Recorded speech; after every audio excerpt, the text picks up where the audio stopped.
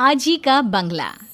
रंजना आज बहुत खुश थी क्योंकि उसके पति मलिक का प्रमोशन हुआ था। उसने उसके लिए एक सरप्राइज पार्टी ऑर्गेनाइज की थी। सभी लोगों ने पार्टी में बहुत एंजॉय किया। मगर पार्टी खत्म होने के बाद मलिक सबको अपने ट्रांसफर की न्यूज़ सुनाता है।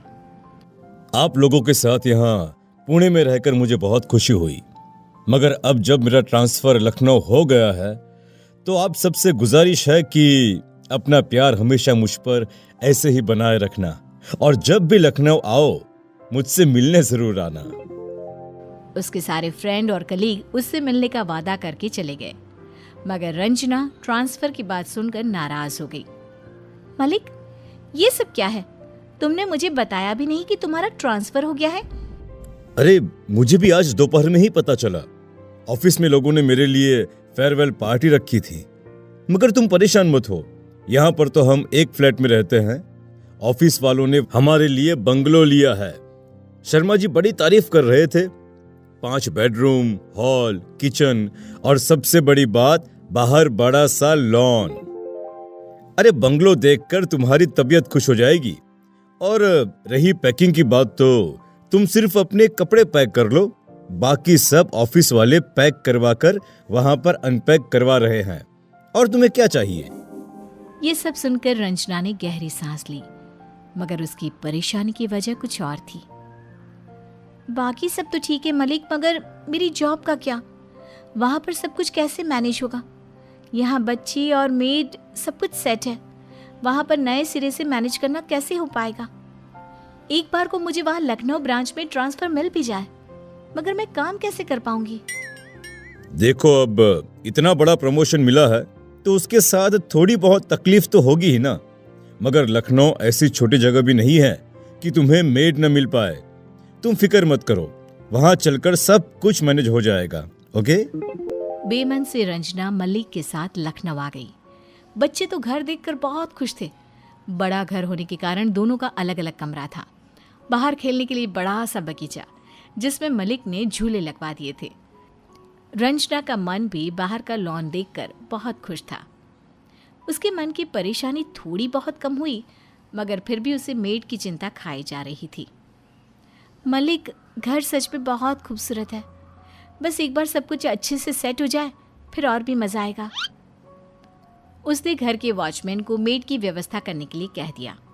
कुछ दिनों में सब कुछ धीरे धीरे सेट होने लगा था, मगर बच्चों की परेशानी थी। स्कूल से आने के बाद बच्चों के रहने के लिए अच्छे डे केयर की व्यवस्था नहीं हो पा रही थी।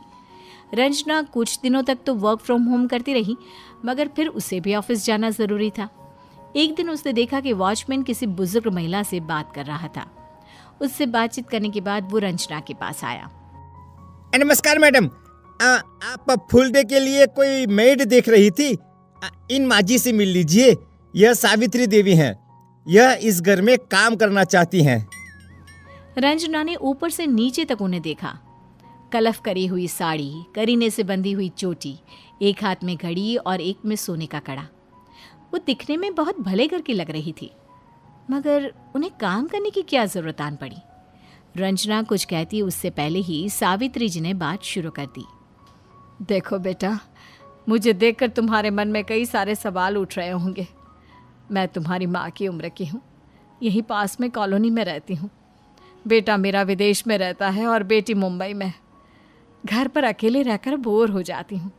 वॉचमैन से बात करने पर पता चला तुम्हें अपने बच्चों का ध्यान रखने के लिए कोई मेड चाहिए, इसलिए मैं चली आई। तुम्हारा भी काम हो जाएगा और तुम्हारे बच्चों के साथ मेरा भी मन लगा रहेगा। अरे मेम साहब, हम इन्हें बहुत पहले से जानते हैं, आप इन पर भरोसा कर सकते हैं। वॉचमैन के कहने पर रंजना ने उन्हें अपने यहाँ काम पर रख लिया। पहले तो सावित्री जी बच्चों के स्कूल के आने के समय आती और रंजना के ऑफिस से आते ही चली जाती, मगर धीरे धीरे रंजना उनसे खुलने लगी थी। उसके बच्चे भी उन्हें बहुत प्यार करने लगे थे। अब सावित्री जी सारा दिन रंजना के घर पर ही रहती थी। सब बाइयों से काम करवाना और बच्चों का विशेष ध्यान रखना, ये सब सावित्री जी बहुत दिल से करती थी। घर की एक ही चीज़ वो इस तरह संभालती मानो उन सब से उनका पुराना कोई नाता हो। रंजना भी खुश थी, क्योंकि बच्चे जो अक्सर टीवी या मोबाइल लेकर बैठे रहते थे, सावित्री जी के साथ उनकी कहानियां और किस्से सुनते। इसके अलावा वे बच्चों के साथ खेलती रहती थीं। एक दिन स्टोर रूम की सफाई के दौरान रंजना के हाथ एक तस्वीर लगी। वो तस्वीर लेकर तुरंत मलिक के पास गई।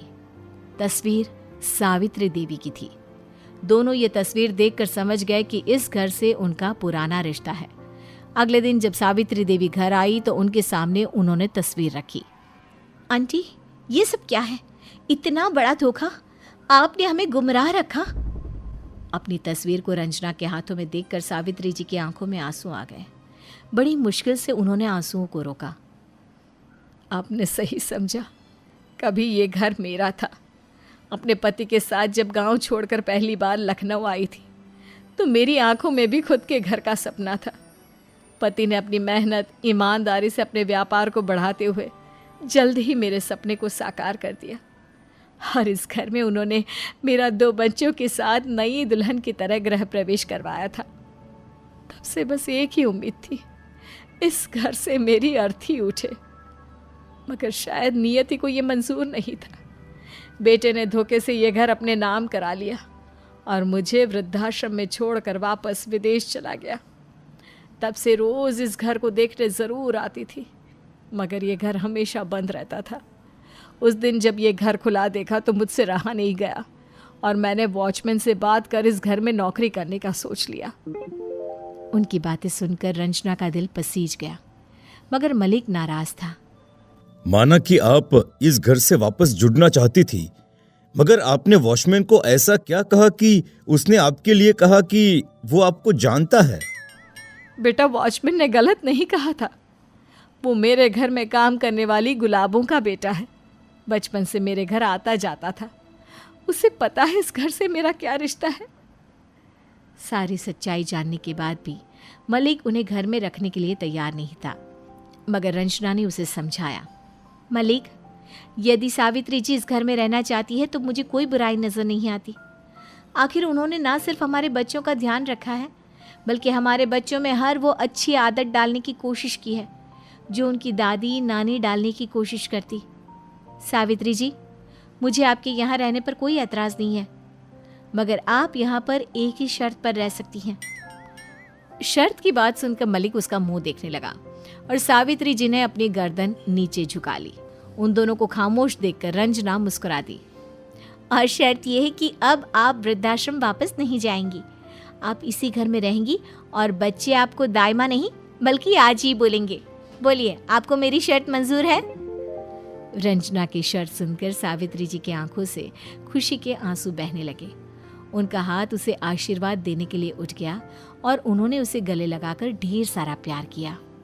दोस्तों, घर के बड़े बुजुर्ग हमसे सिर्फ बस थोड़ी सी केयर, प्यार और अपनापन चाहते हैं, मगर फिर भी हम उन्हें इस उम्र में वृद्धाश्रम का रास्ता दिखाते हैं और हम ये भूल जाते हैं कि हमारे बच्चे हमारा ही अनुकरण करते हैं।